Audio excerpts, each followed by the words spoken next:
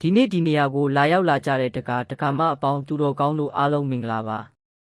ဒီလောက်အေးတဲ့ရာသီဥတုမှာတော့ဘုန်းကြီးတို့ကိုစောင့်မျှော်ပြီးတရားနာယူဖို့စိတ်အားထက်သန်စွာနဲ့ရောက်ရှိလာကြတာကိုမြင်ရတဲ့အတွက်အလွန်ပဲဝမ်းမြောက်မိပါတယ်ဒါဟာဘုန်းကြီးတို့အားလုံးရဲ့စိတ်ထဲမှာငြိမ်းချမ်းရေးကိုဘလောက်တောင်တန်ဖိုးထားပြီးရှာဖွေနေကြတယ်လဲဆိုတာကိုပြသနေတာပါပဲဒီနေ့ဘုန်းကြီးမျှဝေချင်တာကတော့မိမိတို့ရဲ့နေ့စဉ်ဘဝထဲမှာမိမိတို့ရဲ့ပတ်ဝန်းကျင်မှာလက်တွေ့ကျတဲ့ငြိမ်းချမ်းရေးကိုဘယ်လိုရှာဖွေတည်ဆောက်မလဲဆိုတဲ့နည်းလမ်းပဲဖြစ်ပါတယ်။ဒီလိုတရားဓမ္မတွေကိုမျှဝေခွင့်ရတဲ့အတွက်အထူးပဲကျေးဇူးတင်ရှိကြောင်းဘုန်းကြီးတို့အနေနဲ့ဥစွာပထမပြောကြားလိုပါတယ်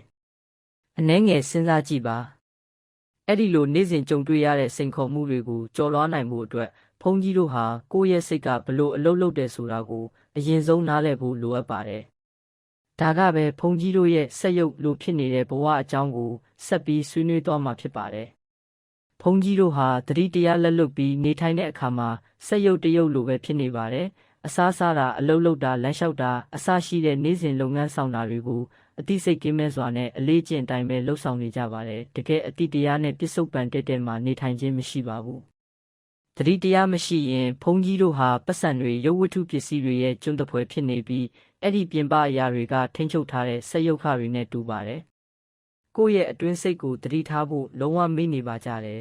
။ဒီလိုစက်ရုပ်လိုရှင်သန်နေခြင်းရဲ့အကျိုးဆက်ကတော့ဘုန်းကြီးတို့ဟာအသက်ရှင်နေပေမဲ့တကယ်တမ်းအသက်ရှင်နေတာမဟုတ်ပါဘူး။ကိုယ့်ရဲ့ဝင်သက်ထွက်သက်ကိုမသိကိုယ့်ရဲ့ခန္ဓာကိုယ်ကိုမသိပြစ္ဆုတ်ပံကိုမသိတဲ့အတွက်လမ်းလျှောက်နေတဲ့အယိုးစုတွေနဲ့ပဲတူနေပါတယ်။ဒီနေရာမှာမေးစရာရှိတာကတော့ဘဝရဲ့နောက်ပိုင်းချိန်တွေကိုဒီလိုပုံစံမျိုးနဲ့ဒီတရားပွဲကိုလာရောက်နိုင်ယူရုံနဲ့ပဲလုံလောက်ပြီလားဒါမှမဟုတ်ယခုမျှဝေဟောပြောချက်တွေကိုမိမိတို့ရဲ့ဘဝထဲမှာလက်တွေ့အသုံးချဖို့လိုအပ်နေပြီလားဆိုတဲ့မေးခွန်းလေးနဲ့ဘုန်းကြီးတို့ဒီနေ့တွေ့ဆုံခြင်းကိုစတင်ခြင်းပါတယ်တရားဓမ္မတွေကိုနာယူယုံတက်တက်နဲ့ရရှိတဲ့ငြိမ်းချမ်းမှုဟာခဏတာပါပဲဟောပြောပွဲပြီးလို့အိမ်ပြန်ရောက်တဲ့အခါအဲ့ဒီငြိမ်းချမ်းမှုဟာ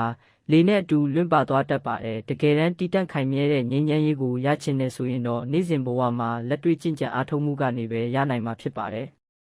ဘုန်းကြီးတို့သတိထားမိသလောက်လာရောက်နားထောင်တဲ့သူတွေအများကြီးရှိပေမဲ့တကယ်လက်တွေ့ဘဝထဲမှာကျင့်ကြံတဲ့သူကတော့တိတ်ကိုနဲလွန်းပါတယ်ဒါကြောင့်ဒီညလာရောက်ကြတဲ့ဒကာမတွေကိုဘုန်းကြီးတို့မေတ္တာရက်ခံခြင်းပါတယ်တရားနာပြီးရင်အိမ်ပြန်ပြီးရင်အရင်လိုပဲနေကြမှာလားဒါမှမဟုတ်လက်တွေ့ဘဝထဲမှာတကယ်ကျင့်ကြံကြမှာလားကိုယ်စိတ်ထဲကငြိမ်းချမ်းရေးကိုစမ်းသပ်မဲ့ပထမဆုံးစိန်ခေါ်မှုကအခုချက်ချင်းမဟုတ်သေးပါဘူးဒါပေမဲ့ခဏလေးစောင့်ပါဦးဒီတရားပွဲပြီးလို့အိမ်ပြန်ဖို့အလောတကြီးကားတွေကြက်နေတဲ့လမ်းပေါ်မှာရောက်နေတဲ့အချိန်မှစမှာပါအဲ့ဒီလိုစိတ်မရှိနိုင်စရာစိတ်ဖိစီးစရာအခြေအနေတွေမှာမှဘုန်းကြီးတို့ရဲ့စိတ်ထဲကငြိမ်းချမ်းရေးအစစ်အမှန်ကိုတကယ်တမ်းစမ်းသပ်ရမှာဖြစ်ပါတယ်အနည်းငယ်စဉ်းစားကြည့်ပါအဲ့ဒီလိုနေ့စဉ်ကြုံတွေ့ရတဲ့စိန်ခေါ်မှုတွေကိုကျော်လွှားနိုင်ဖို့အတွက်ဘုန်းကြီးတို့ဟာကိုယ့်ရဲ့စိတ်ကဘလို့အလုပ်လုပ်တယ်ဆိုတာကိုအရင်ဆုံးနားလည်ဖို့လိုအပ်ပါတယ်ဒါကပဲဘုန်းကြီးတို့ရဲ့စက်ရုပ်လိုဖြစ်နေတဲ့ဘဝအကြောင်းကိုဆက်ပြီးဆွေးနွေးသွားစေမှာဖြစ်ပါတယ်ဘုန်းကြီးတို့ဟာသတိတရားလက်လွတ်ပြီးနေထိုင်တဲ့အခါမှာစက်ရုပ်တရုပ်လိုပဲဖြစ်နေပါတယ်အစားစားတာအလုပ်လုပ်တာလမ်းလျှောက်တာအစရှိတဲ့နေ့စဉ်လုပ်ငန်းဆောင်တာတွေကိုအသိစိတ်ကင်းမဲ့စွာနဲ့အလေးကျင့်အတိုင်းပဲလှုပ်ဆောင်နေကြပါတယ်။တကယ်အသိတရားနဲ့ပြစ္ဆုတ်ပံတဲ့မှာနေထိုင်ခြင်းမရှိပါဘူး။သတိတရားမရှိရင်ဘုန်းကြီးတို့ဟာပတ်စံတွေရုပ်ဝတ္ထုပစ္စည်းတွေရဲ့ကျွန်းတပွဲဖြစ်နေပြီးအဲ့ဒီပြင်ပအရာတွေကထိန်းချုပ်ထားတဲ့စက်ရုပ်ခတွေနဲ့တူပါတယ်။ကိုယ့်ရဲ့အတွင်းစိတ်ကိုလုံးဝမေ့ထားကြပါတယ်။ဒီလိုစက်ရုပ်လိုရှင်သန်နေခြင်းရဲ့အကျိုးဆက်ကတော့ဘုန်းကြီးတို့ဟာအသက်ရှင်နေပေမဲ့တကယ်တမ်းအသက်ရှင်နေတာမဟုတ်ပါဘူးကိုယ့်ရဲ့ဝင်သက်ထွက်သက်ကိုမသိကိုယ့်ရဲ့ခန္ဓာကိုယ်ကိုမသိပြစ္ဆုတ်ပံကိုမသိတဲ့အတွက်လမ်းလျှောက်နေတဲ့အယိုးစုတွေနဲ့ပဲတူနေပါတယ်ဒီနေရာမှာမေးစရာရှိတာကတော့ဘဝရဲ့နောက်ပိုင်းချိန်တွေကိုဒီလိုပုံစံမျိုးနဲ့ပဲဆက်ပြီးနေထိုင်သွားကြတော့မှာလားဆိုတဲ့မေးခွန်းပါပဲဒီလိုဆက်ရုပ်ဆန်တဲ့ဘဝကနေလွတ်မြောက်ဖို့အတွက်အဖြေကတော့တတိတရားလက်ကင်ထားခြင်းပဲဖြစ်ပါတယ်ဘုန်းကြီးတို့ရဲ့စိတ်ကိုလှပတဲ့ဥယျာဉ်တစ်ခုနဲ့ဥပမာပေးလို့ရပါတယ်ရုပ်ပိုင်းဆိုင်ရာဥယျာဉ်ကိုဂယုတစိုက်ပြုစုပြိုးထောင်ရတယ်လို့ပဲကိုယ့်ရဲ့အတွင်းစိတ်ကဘာကိုလည်းဂယုစိုက်ဖို့လိုအပ်ပါတယ်။ဥယျာဉ်နဲ့ပေါင်းပင်ဥပမာလေးကိုဘုန်းကြီးတို့နားလည်လွယ်အောင်ပြောပြချင်ပါတယ်။ဒကာမတို့ကလှပတဲ့ပန်းဥယျာဉ်တစ်ခုကိုစိုက်ပျိုးထားတယ်ဆိုပါစို့တနေ့မှာပေါင်းပင်သေးသေးလေးတစ်ပင်ပေါက်နေတာကိုတွေ့လိုက်တယ်။အဲ့ဒီအခါမှာ ဒါလေးကတေးသေးလေးပဲနောက်နေ့မှရှင်းလိုက်မယ်ဆိုပြီးတွေးလိုက်မိတယ်အဲ့ဒီနောက်နေ့ဆိုတာဘယ်တော့မှရောက်မလာပါဘူးအဲ့ဒီပေါင်းပင်လေးဟာအမြင့်တွေပြီးရှင်းရခက်တဲ့ခြုံပုတ်ကြီးတစ်ခုဖြစ်လာပါတယ်အခုမှအဲ့ဒီခြုံပုတ်ကြီးကိုရှင်းဖို့ဆိုရင်ဆိုင်တွေသွားပြီးပစ္စည်းကိရိယာတွေပေါင်းသက်ဆေးတွေဝယ်ရမယ်ပို့အဆန်ကုန်မယ်အချိန်ကုန်မယ်အားရင်တွေအများကြီးသုံးရပါတော့မယ်ဒီဥပမာလေးကိုဘုန်းကြီးတို့ရဲ့စိတ်နဲ့ချိတ်ဆက်ကြည့်ရအောင်ပါအဲ့ဒီပေါင်းပင်တွေဆိုတာလောဘဒေါသမောဟဆိုတဲ့မကောင်းတဲ့စိတ်အခြေအနေတွေပါပဲတစုံတစ်ယောက်ကကိုမကြိုက်တဲ့စကားကိုပြောလိုက်တဲ့အခါစိတ်ထဲမှာဒေါသဆိုတဲ့ပေါင်းပင်လေးတစ်ပင်ပေါက်လာပါတယ်အဲ့ဒါကိုချက်ချင်းမနှုတ်ပစ်ဘူးဆိုရင်သူ့ရဲ့အမြင့်တွေဟာစိတ်ထဲမှာနက်နက်ရှိုင်းရှိုင်းတွေကတ်သွားပြီးဖယ်ရှားရခက်ခဲလာပါတော့တယ်အဲ့ဒီအခါမှာဒုက္ခတွေစက်တိုက်ခံစားရပါတော့တယ်ဒီဥပမာရဲ့အဓိကသင်ခန်းစာကတော့မကောင်းတဲ့အတွေးတွေပေါ်လာတဲ့အချိန်သေးငယ်ပြီးဖြည့်ရှင်းရလွယ်ကူတဲ့အချိန်မှာပဲချက်ချင်းဖြည့်ရှင်းပစ်ဖို့လိုအပ်တယ်ဆိုတာပါပဲဒါကိုဘယ်လိုလှုပ်ဆောင်မလဲဆိုတဲ့လက်တွေ့နည်းလမ်းကတော့သတိတရားပွားများခြင်းပဲဖြစ်ပါတယ်သတိတရားဆိုတာစိတ်ထဲကပေါင်းပင်တွေကိုနှုတ်ပစ်ဖို့သုံးတဲ့လက်နက်ကိရိယာပါပဲသတိတရားဟာဗုဒ္ဓဘာသာဝင်တွေအတွက်တည်တတ်မဟုတ်ပါဘူးလူသားတိုင်းမှာမွေးရပါရှိတဲ့စွမ်းရည်တစ်ခုသာဖြစ်ပါတယ်အာနာပါနလို့ခေါ်တဲ့ဝင်သက်ထွက်သက်ကိုရှုမှတ်တဲ့နည်းလမ်းကိုအစဉ်စဉ်လမ်းညွှန်ပေးပါမယ်ပထမဦးစွာနှာသီးဖျားမှာထိခတ်နေတဲ့လေကိုအာယုံစိုက်ပါလေဝင်တဲ့အခါစိတ်ထဲကနေဝင်တယ်လို့မှတ်ပြီးလေထွက်တဲ့အခါထွက်တယ်လို့အတန်တိတ်မှတ်ပါဝင်သက်ထွက်သက်ကိုအတင်းမလုပ်ဘဲတဘာဝအတိုင်းဖြစ်နေပါစေစိတ်ပြန့်လွင့်မှုတွေကိုဘလို့ကင်တွယ်မလဲဆိုတာရှင်းပြပါမယ်ဘုန်းကြီးတို့ရဲ့စိတ်ကိုမြောက်စိတ်လို့တင်စားခေါ်ဝေါ်လေးရှိပါတယ်အတွေးတွေဟာတကိုင်းတကိုင်းကနေတကိုင်းကိုအငြိမ်မနေပဲခုန်ကူးနေတဲ့မြောက်တကောင်နဲ့တူပါတယ်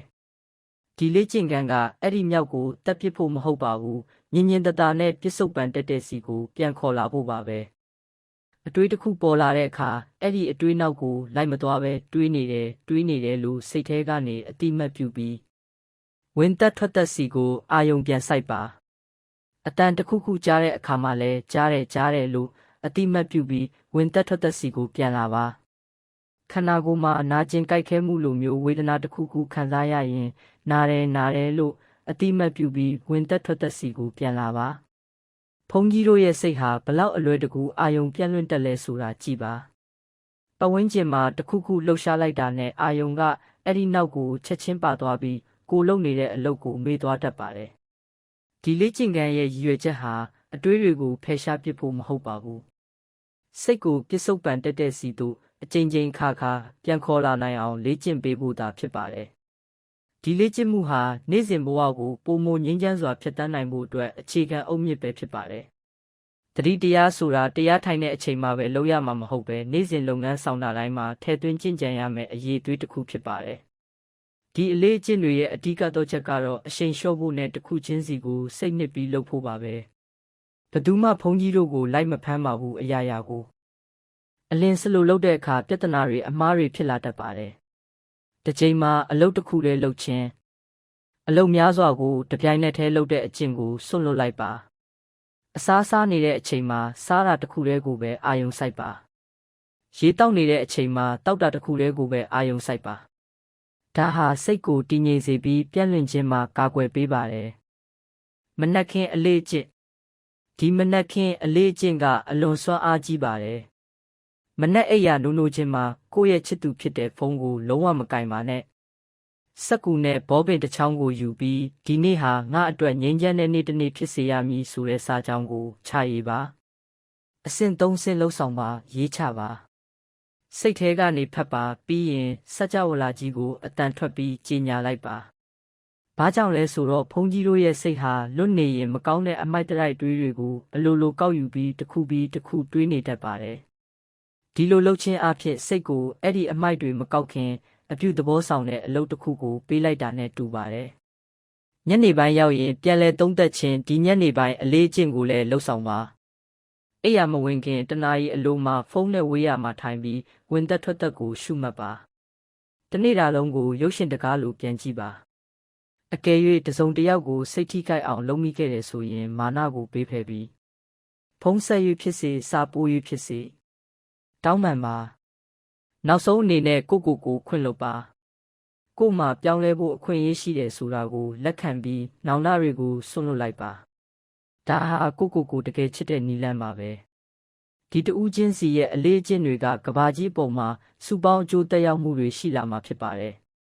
ကဘာငြိမ်းချမ်းရေးဆိုတာတူးချင်းစီရဲ့အတွင်းစိတ်ငြိမ်းချမ်းမှုတွေစုစည်းရာကနေဖြစ်ပေါ်လာတယ်ဆိုတာကိုနားလည်ဖို့ငြိမ်းချမ်းရေးစိတ်ဆက်များဆိုတဲ့ဥပမာလေးကိုဘုန်းကြီးတို့မျှဝေချင်ပါတယ်ကဘာကြီးကိုစက္ကူအဖြူချက်ကြီးတစ်ခုလို့သဘောထားလိုက်ပါတတိတရားကိုကြင့်ကြံပြီးအတွင်းစိတ်ငြိမ်းချမ်းမှုကိုရှာတွေ့တဲ့လူတစ်ယောက်ချင်းစီဟာအဲ့ဒီစက္ကူဖြူပေါ်မှာရောင်စုံဆေးအဆက်တစ်ဆက်ကိုချလိုက်တာနဲ့တူပါတယ်လူတွေများများကသူတို့ရဲ့ဆေးဆက်လေးတွေကိုချသွားလေစက္ကူတစ်ချက်လုံးဟာလှပပြီးငြိမ်းချမ်းတဲ့ပကြီကားတစ်ချက်ဖြစ်လာလေပါပဲအဓိကအချက်ကတော့ယဟန်တော်တွေကကဘာကြီးကိုမပြောင်းလဲနိုင်ပါဘူးဘသူတဦးတယောက်ကမှလည်းမပြောင်းလဲနိုင်ပါဘူးဒါပေမဲ့လူသားအလုံးကကိုပြောင်းလဲဖို့အတူတကွစူးစမ်းအားထုတ်မယ်ဆိုရင်တော့ဘုန်းကြီးတို့အားလုံးဟာကဘာကြီးကိုပိုမိုကောင်းမွန်ပြီးငြိမ်းချမ်းတဲ့နေရာတစ်ခုအဖြစ်စုပေါင်းပြောင်းလဲနိုင်မှာဖြစ်ပါတယ်ဒါဟာစူးစမ်းအားထုတ်မှုလိုအပ်ပေမဲ့တကယ်အမှန်တရားစီတို့တွားရတစ်ခုလေးသောလမ်းကြောင်းပဲဖြစ်ပါတယ်ဒါကြောင့်ဒီငြိမ်းချမ်းရေးခရီးကိုအတူတကွရှောက်လန်းကြဖို့ဖိတ်ခေါ်ရင်းမိဂုံးချုပ်ဆုတောင်းမေတ္တာပို့တပါရစေဒီနေ့ဟောပြောခြင်းရဲ့အဓိကအနှစ်ချုပ်ကတော့ငြိမ်းချမ်းရေးဆိုတာတူးချင်းစီကနေ့စဉ်တတိတရားထားပြီးကြင့်ကြံဖို့ဂရုပြုမှုနဲ့ဒီနေ့ဟာကျွန်ုပ်အတွက်ငြိမ်းချမ်းတဲ့နေ့တစ်နေ့ဖြစ်စေရမည်ဆိုတဲ့ရိုးရှင်းပေမဲ့နဲ့တဲ့ကြီးညာချက်ကနေစတင်နေဆိုတာပါပဲဒီနေ့ဟောပြောချက်တွေကိုလက်တွေ့အသုံးချမယ်လို့ပေးထားတဲ့ဂရုကိုလည်းအမှတ်ရကြပါဒီနေရာကနေထွက်ခွာတဲ့အခါမှာရောနေ့စဉ်ဘဝမှာပါတတိတရားနဲ့ရှင်ပြီးနေထိုင်ကြဖို့တိုက်တွန်းလိုပါတယ်အိမ်ပြန်လမ်းမှာကားမောင်းတဲ့အခါမှာလည်းတတိထားကြပါဘာဖြစ်လို့လဲဆိုတော့ဘုန်းကြီးတို့ကလမ်းပေါ်မှာလမ်းဆက်လျှောက်နေအောင်မှမို့လို့ပါပဲအားလုံးကိုကျေးဇူးတင်ပါတယ်